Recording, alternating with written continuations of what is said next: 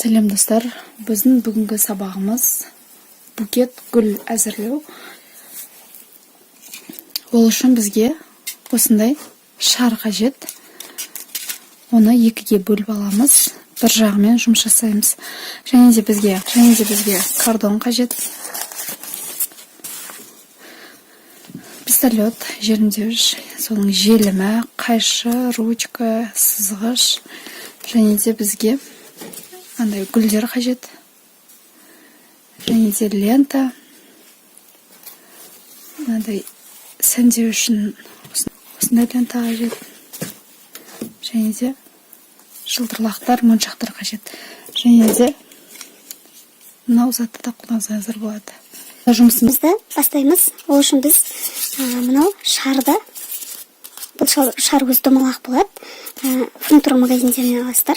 Және де бұны өлшейміз, ортасына бөлгеннен кейін. Біздің шарымыздың ұзындығы 13-14 сантиметр. Енді картонды аламыз.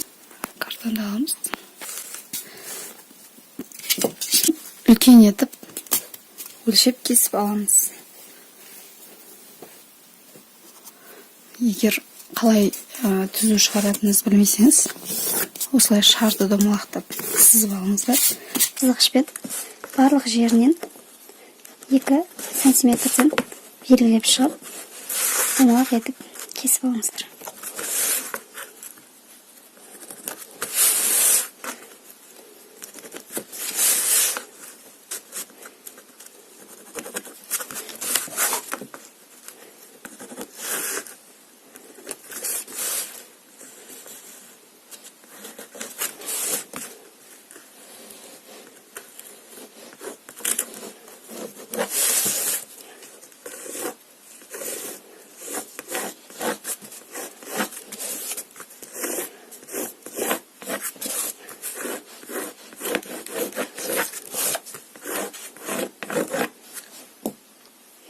Біз картонды белгілеп алдық. Өзіміздің дайын шарымыздан 2 сантиметр артық алдық. Және де картонды қырқып аламыз. Артық жерінен бастап.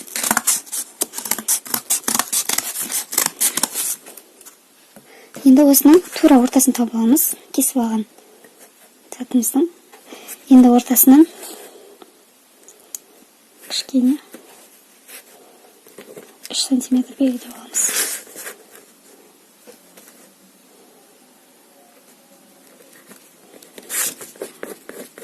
Осы жерде де қиып аламыз.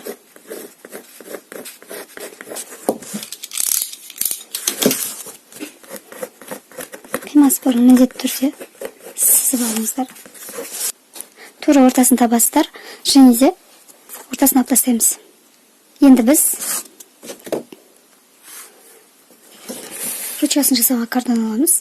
Картонның енін 14, ұзындығын 17 етіп алдым. Енді осыны жайлап жұмсартамыз.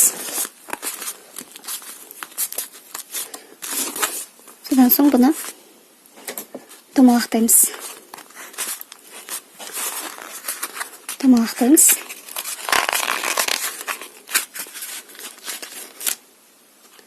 Осылай домалақтадық. Енді желімдеуіш слетпен клеймен жабыстырамыз.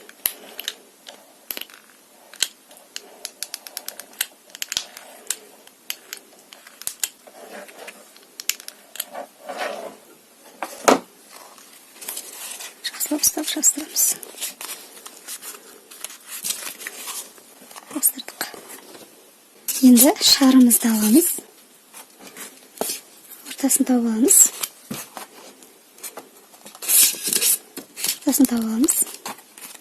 Мынау ручканың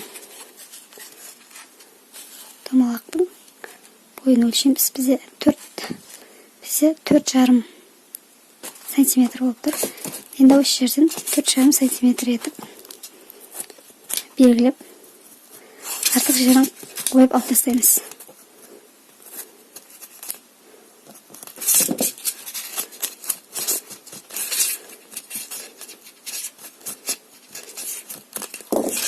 ножпен, канцелярский ножпен.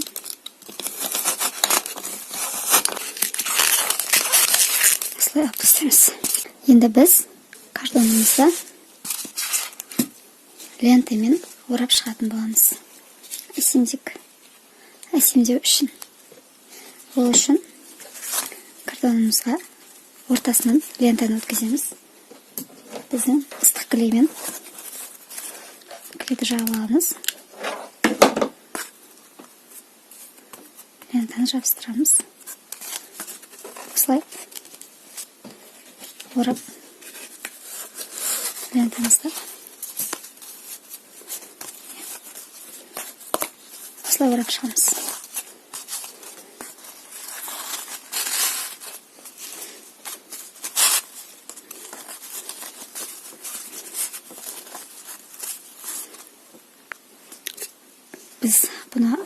Біз сыртын лентамен орап шықтық.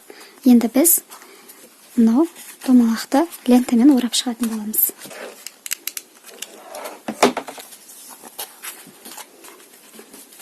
Лентаны қиғаштап отырып ораймыз. Ортасына әр жерден клейді жағып отырыңыздар. Лентамыз мықты болып тұру үшін. Біз қолға ұстайтын жерін орап қойдық.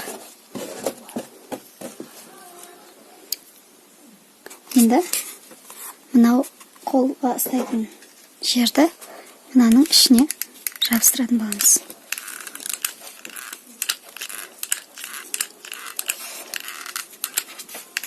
Клейді ішіне жағамыз.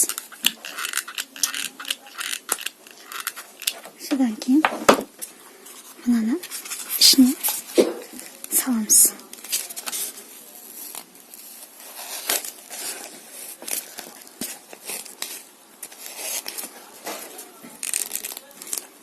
Осылай орнатамыз.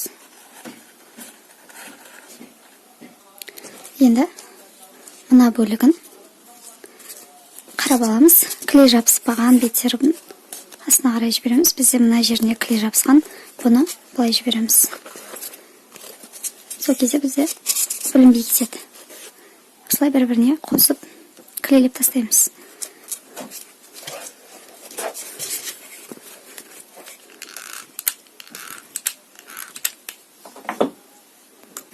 Осылай жабыстырамыз. Қаттырақ ұстап тұрамыз.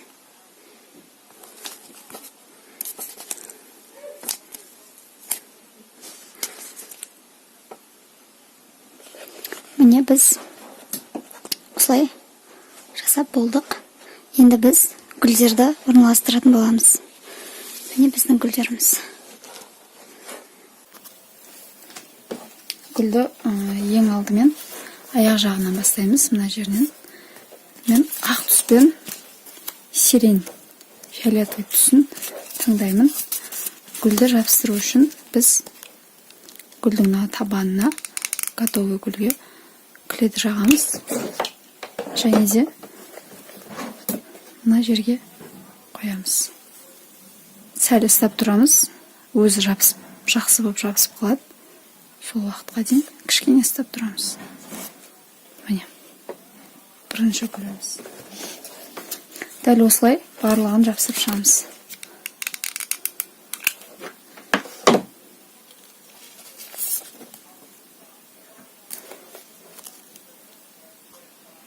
Достар, біз бірінші қатарын жабыстырып шықтық, әлі төбесінде қатарлар бар.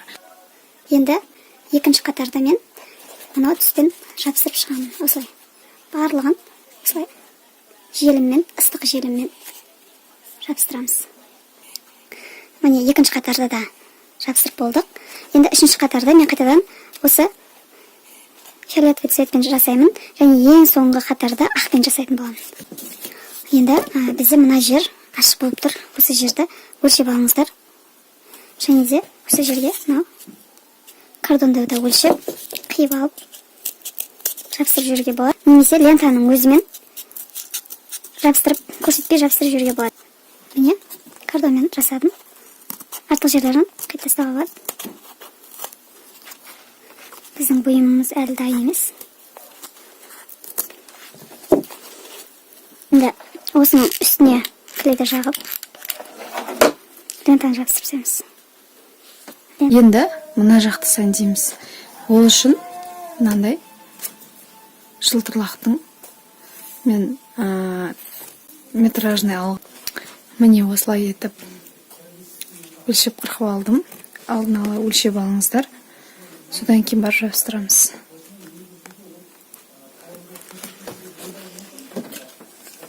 Клейлейміз. Жылтырлақты жабыстырамыз. Содан кейін ішкі бетінен клей жағып шығамыз. Біздің жылтырлағымыз жақсы шыдамды болып тұру үшін. Және де ең соңғы жеріне клей жағамыз. Түйістіретін бетіне. Осылай жасап қоямыз.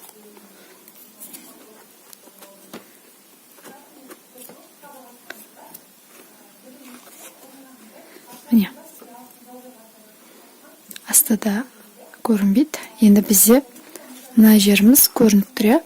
Енді осы жерді жабу үшін біз мынандай нені аламыз. Лента. Осына бетіп гүлдеп әр жерінен бүрме жасап жабыстырып шығамыз.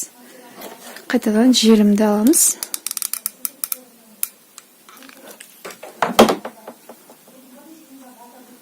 Жабыстырамыз ең алғашқы жерін.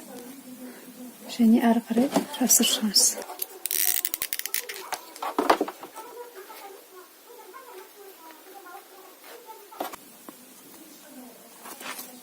Біз жабыстырып болдық.